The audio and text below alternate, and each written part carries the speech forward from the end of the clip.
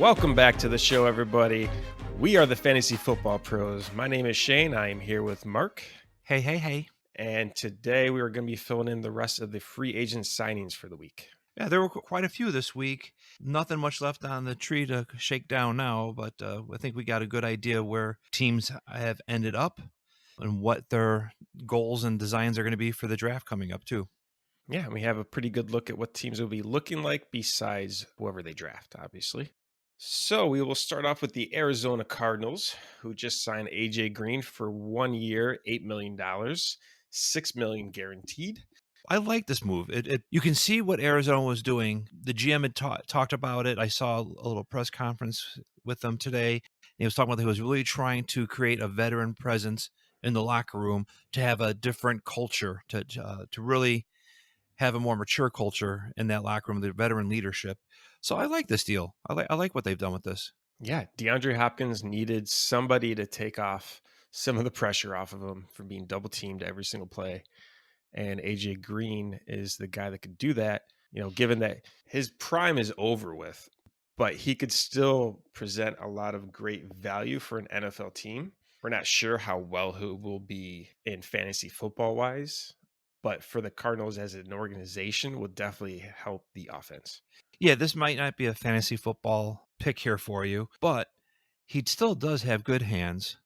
And what else the Cardinals have done, on this offseason, they picked up a new offensive tackle, a new center, really trying to give some help there to the young quarterback. Green is just another help for that young QB of Murray, Yeah, it just looks like all they did this offseason was improve.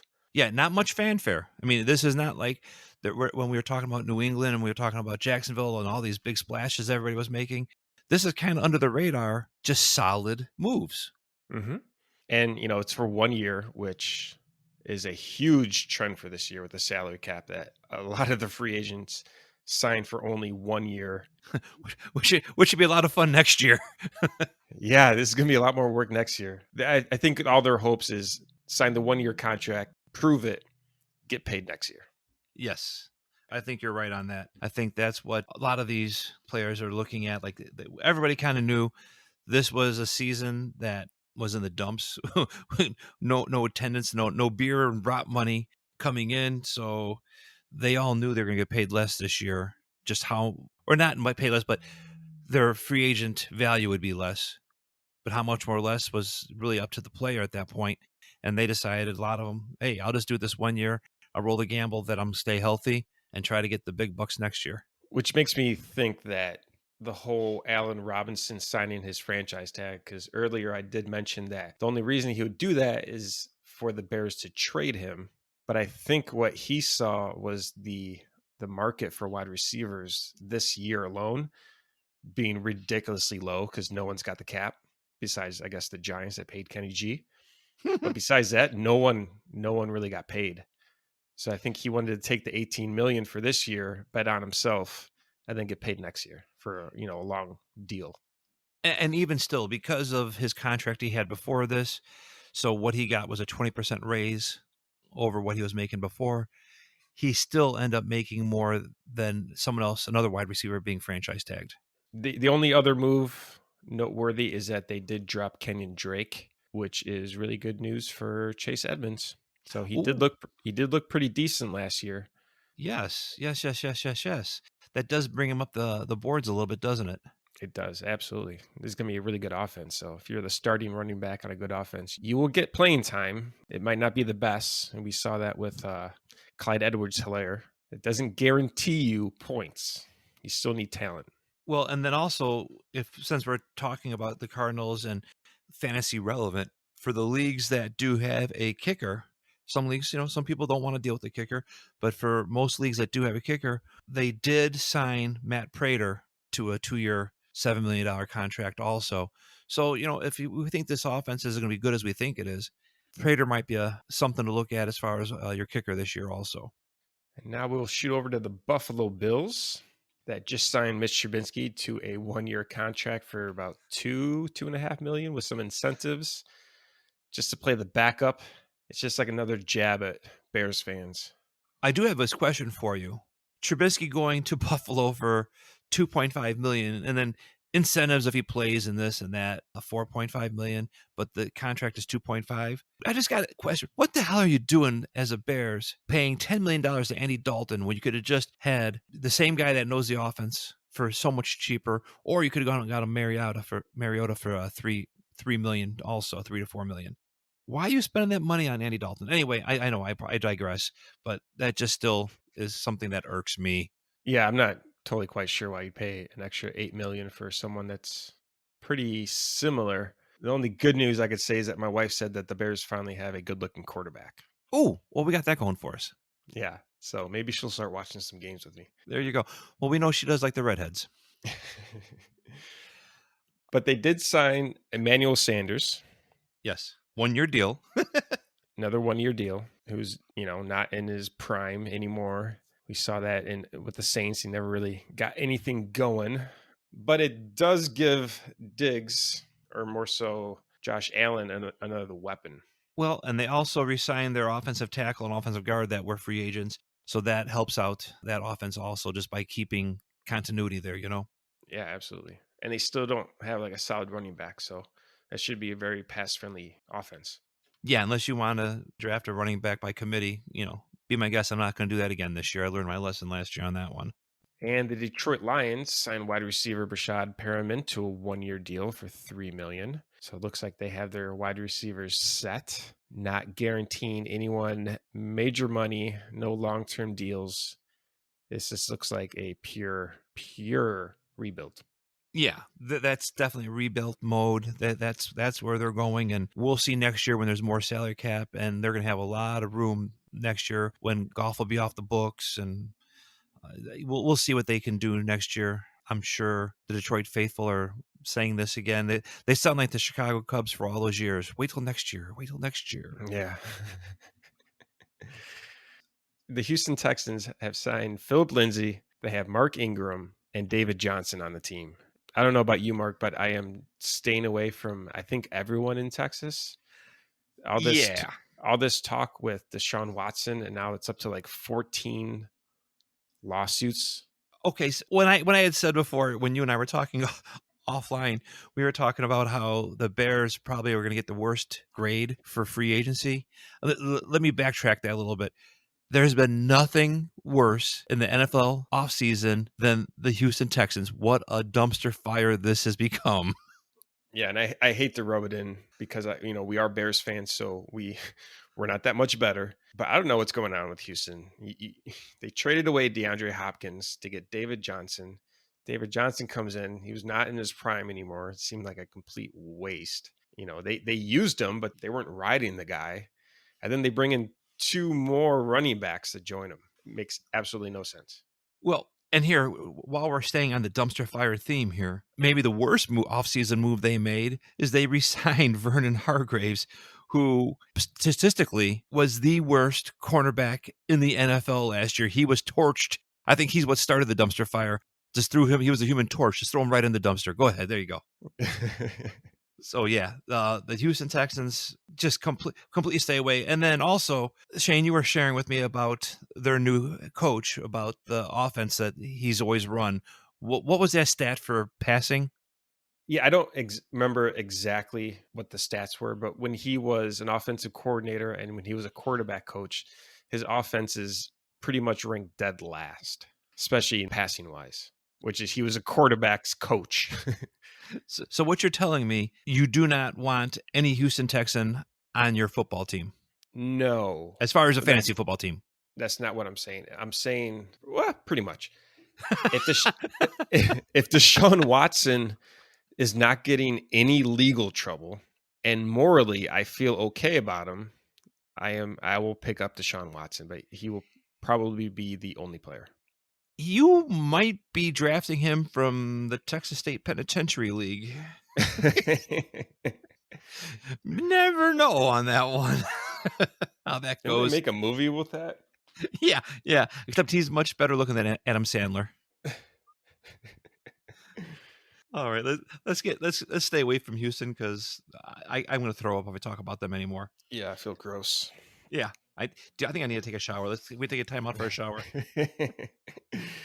The Indianapolis Colts re-sign the boy wonder running back Marlon Mack for 1 year, $2 million.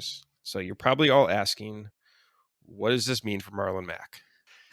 But I mean, but seriously, but honestly, you're wondering, what does it mean for Jonathan Taylor? And nothing. yeah, we are Jonathan Taylor truthers. We fully believe in his talent. He is still going to be the featured back, and everybody else is just going to be in there just to give the guy a break. Yeah, this Marlon Mack means absolutely nothing for fantasy owners of Taylor. Nothing. He's going to be taking a few touches away from Hines, but as far as Taylor goes, no, he's in there. This, I think, Mac, the only reason why you resign with the Colts if you're Mac is, listen, you're coming off an injury. All you want to do is show that you're healthy for the next year's Yeah, free agency. That's it. yeah, I agree. And for them to sign him is just, I guess loyalty and just for some running back depth. And they're probably not totally sure what they have in Marlon Mack because he was hurt for the whole year. And they're probably not sure what they have with Carson Wentz either. So we'll see where they go with all this. Yeah, it'll be a little interesting. Hopefully they just ride that JT train. The Las Vegas Raiders signed wide receiver John Brown for 1 year, $3.75 million. They also signed Kenyon Drake, running back, for 2 years, $14.5 million, which is $11 million guaranteed. And I think this is just throwing everybody off because they already had Josh Jacobs on the team, and now they have Kenyon Drake. So this is pure committee. This is going to go 50-50. Only reason I could see drafting one of these guys if they are a late round value. So last year, I mean, people were using Jacobs. They thought he was going to be the stud, the go-to guy there. And you could tell that during the season, somewhere along the line, they lost confidence in him because they started having that running back committee toward the end of the year. So this is just an extension of that. And I lost faith in him when he tweeted that he was not going to play in a game, that he was injured, and then he ended up playing. So everyone sat him that one game, and he actually ran really well. I think it was like over 100 yards and a touchdown. Yeah, he kind of did flip off the middle finger. He gave the one finger salute to the whole fantasy football genre, saying, you know what? I really don't care about you. So you know what? I really don't care about him. Mm-hmm. So signing to John Brown gives him a nice deep threat, if he's on the field. Well, losing Nelson Aguilar, they had to do something. And Yeah, that's a nice replacement, I think. yeah, even faster than Aguilar. So they do have more of a deep threat with John Brown than they did with Aguilar, actually. But one of the major things is they lost 3 of their 5 starting linemen, offensive linemen, which is not good for Kenny Drake or Josh Jacobs. No, not at all. It seems like everything they did free agent wise was all on the defensive side. They were trying to get better defensively, but they ignored that offensive line. Which we can only assume that they're going to address that in the draft. I mean, there are some very good linemen. So yeah, let's see. That should be the number one priority for them. But they are Chucky's team, and you never know what Chucky's going to do. And the LA Rams made another move, signed wide receiver Desean Jackson. I don't know about you. I'm excited about the Rams. I am too. You got Cooper Kupp, yeah. You got Robert Woods, you got Desean Jackson now, you got Cam Akers with Matthew Stafford. I don't know, it just puts a smile on my face. I typically try to draft Robert Woods because he's one of those guys that's always underrated. He's in that 6th, 9th round, and no one really wants to touch the guy. He's there every year for 70, 80 catches. Yeah, he's extremely consistent. That's why I always like him. He's good in that, wide receiver 2-3 spot. I mean, I'm all on that Rams train. Let me jump right on with you on that. And defensively, they did the best thing they could have done, and that's by re-signing outside linebacker Leonard Floyd. So you got him, Aaron Donald still there. Man, I mean, what else do you have to do defensively than that? That's mean. Yeah. But yeah, I'm all on this offense. Give me. I mean, I just yum yum yum yum yum yum yum yum yum yum. I'm all in. And remember, Desean Jackson typically has his best game in week 1. That might be because that's the only week he's actually not injured. And speaking of Desean Jackson, if you are in any best ball leagues, this is one man on your team you want because he might do absolutely nothing and disappear for 6 weeks. And then all of a sudden he has 2 touchdowns and 150 yards out of nowhere. So Mm-hmm. he's one of these guys that in a best ball league, he can win you that week. Or not that week, but he can help you win that season by having a couple of really good weeks. The Miami Dolphins signed wide receiver Will Fuller to a 1-year contract. So that's was it the third best wide receiver that was a free agent? Yeah. That's great for the Dolphins. They're giving Tua all the weapons to say, all right, if you're our guy, you have Will Fuller, you have Devontae Parker. I was going somewhere with that. I know where you're going with it. You're going to the point where if he doesn't succeed this year, then this is his final year. That they're throwing everything they can at him to help him succeed this year. Mm-hmm. Yeah, I doubt they're going to be drafting another quarterback. No, to be honest, I'd be kind of surprised. Well, I think what you're going to see him do, though, here's the interesting thing with the Dolphins. They needed wide receiver help. Everybody thought that third pick of the draft, they were going to go out and get one of the Alabama guys or the Chase guy down from LSU to help with that. But now with this selection, with this signing of Will Fuller, that gives them an opportunity to trade down that draft pick, that third draft pick if they wanted to, because they have their second receiver now. They can now trade that down. And Carolina, from what I understand, is trying to get that third pick so they can get Justin Fields. I think that would really help because what that would do, that would then get them down to a position where, okay, let's take an offensive lineman now to help out Tua. Because at the third pick, there's no reason to take an offensive lineman at that point in time, right? It's got to be a dominant tackle. Exactly. So if you can trade down, get another pick, and like say a second round pick for them plus their first round pick, so they'd be going down to the 8th pick. You could get yourself a really good lineman or a cornerback at that point too, and then come around with third draft pick. And I'd imagine it would be a second round draft pick to switch spots, or a second and a third, something like that. It'd probably a first and a second. Yeah. So, why not help yourself out that way? And signing Fuller has given them all those options to be able to do that now. Yeah, they can get like an offensive lineman and a new running back. I mean, they have a running back now? Well, they have 2 running backs. Well, they're not on the top of anybody's draft board, but they do have them. I would actually like to see what Gaskin can do behind a decent offensive line, though. I think he has got potential for sure. And if they were to trade down and be able to get a dominant lineman in the draft, I think you might see Gaskin do much better next year. The New York Giants are trying to give Danny Dimes as many weapons as possible. So they have signed wide receiver John Ross, a speedster, for 1 year, $2.5 million. They signed tight end Kyle Rudolph for 2 years for $14 million. Then they signed the biggest wide receiver besides Allen Robinson, Kenny Galladay, for 4 years, $72 million, which is about $18 million a year, $40 million guaranteed. That is the only big wide receiver signing contract wise. Oh, don't forget they signed quarterback Mike Lennon too, who we have seen enough of in Chicago. Thank you very much. Nah. So yeah, they're giving them all the weapons. I mean, you got those guys, and then you add in Saquon Barkley. They should have a pretty decent offense. Yes, and they also defensively did very well for themselves by re-signing Leonard Williams, who there is no way you couldn't re-sign him.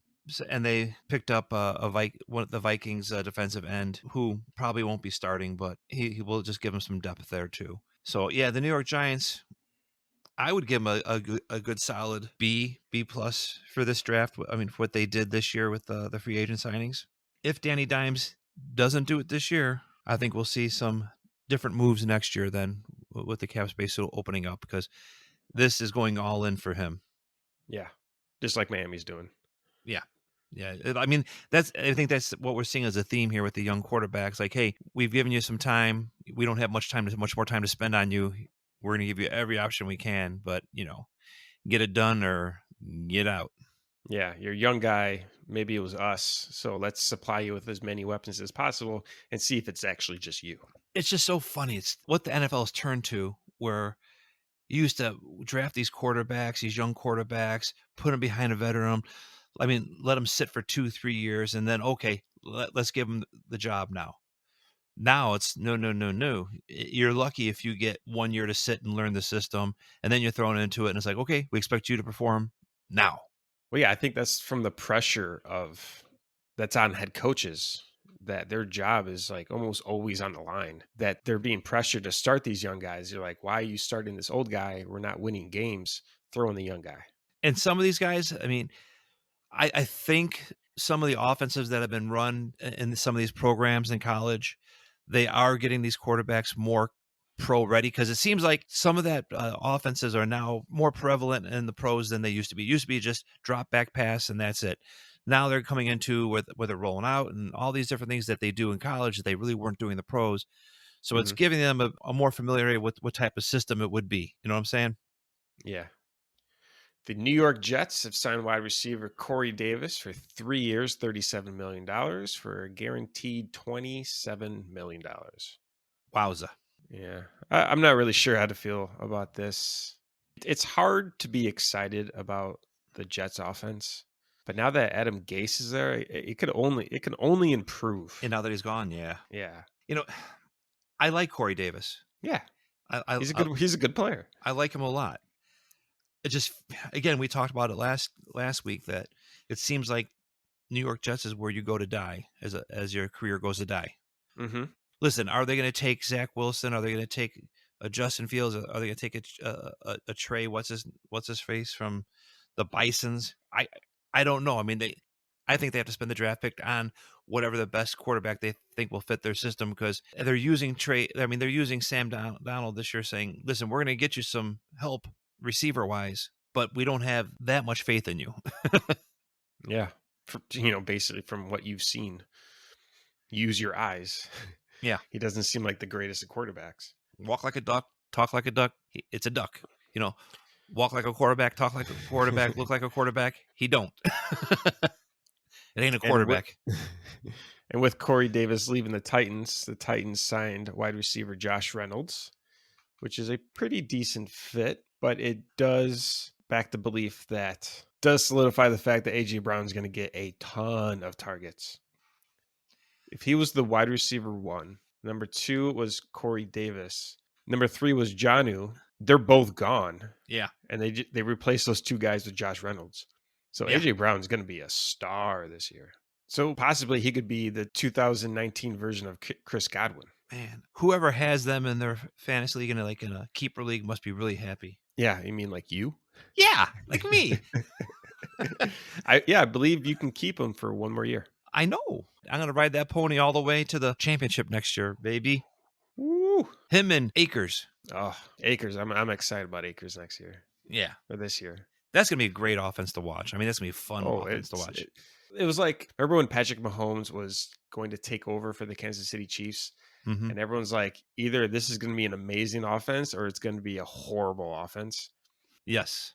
The LA Rams will not be a horrible offense. I think there's no way you can't be an amazing offense. All they did was improve. They have awesome staff, coach, players, and then they just added Desean Jackson and Matthew Stafford. Yeah. And don't forget with Stafford, he was every year he ends up, except the year he gets hurt or anything like that, but he ends up in the top 5 in fantasy points for quarterbacks every single year. And that was with Detroit, for crying out loud. Yeah, Detroit. I mean, all these things they're doing in LA, every time I see it more and more, I'm like, man, I think I might have to try to sneak in a Stafford here or there. Yeah, you definitely want them, at least on one of your teams. Yeah, it'll be fun.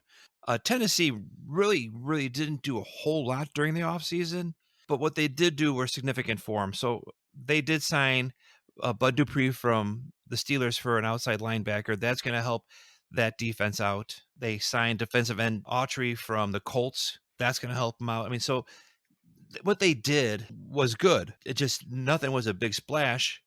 Nothing was fancy. Nothing in bright lights of Broadway or anything like that. But it was solid. The Pittsburgh Steelers re-signed wide receiver Juju Smith-Schuster for a 1-year deal for $8 million. Now, Juju was offered more money from other teams, and he declined those offers to stick with the Pittsburgh Steelers, and then he went on to say that he plans to be a Steeler for life. I love the loyalty that he's given them. I do, but I'm not too happy because I was really looking forward to Deontay Johnson and Claypool. And now Juju's going right back in there. So now we got three really talented wide receivers, and they still have James out there too. So they have four talented wide receivers on that team. They do. And they have Big Ben back to throw that rock more to them. Which hopefully he still has his arm. Yeah. He didn't have it that much last year, but maybe that could have been due to his surgery that he had. So hopefully he comes back and stronger than ever. I hope so, because that would be a waste of talent at the wide receiver spot if he can't deliver the ball to him and deliver downfield. He used to be the best quarterback for downfield throws. Yeah. He's not that guy anymore. No, he's got a little old. So where do you rank those three wide receivers in order of number one being their top guy? I think Claypool is going to be their top guy. Really? I think they liked what they saw. He did. I mean, he was definitely the touchdown hawk. Yeah. He's a touchdown machine. That game he broke out, he had 4 touchdowns. I think they're going to continue on that path with him. I think he's the number one. What do you think? I think Deontay Johnson is going to be the number one. And then Juju and Claypool. Juju. Possibly. I mean, Juju, he hasn't been the same guy since Antonio Brown left. And Claypool just seems to have all this amazing potential. I mean, he was being held back last year just so that he wouldn't get worn out. And he seems like a touchdown machine. I could see him developing into the number 2 and having Juju being the number 3 guy. Listen, I can't blame Pittsburgh for bringing him back at that discount. Why would you not? Yeah, for $8 million, that's a steal for him. Yeah, it is. I mean, that is. I mean, only the Bears could screw that shit up. So, I mean, I'm serious. They're the only team that I know of that could screw up that. But yeah, I mean, it's a no-brainer for them to bring him back, and at $8 million to show that loyalty. Now, I don't know if they're going to return that loyalty to him, down the road, but we shall see on that. I mean, there's 3 viable fantasy players right there.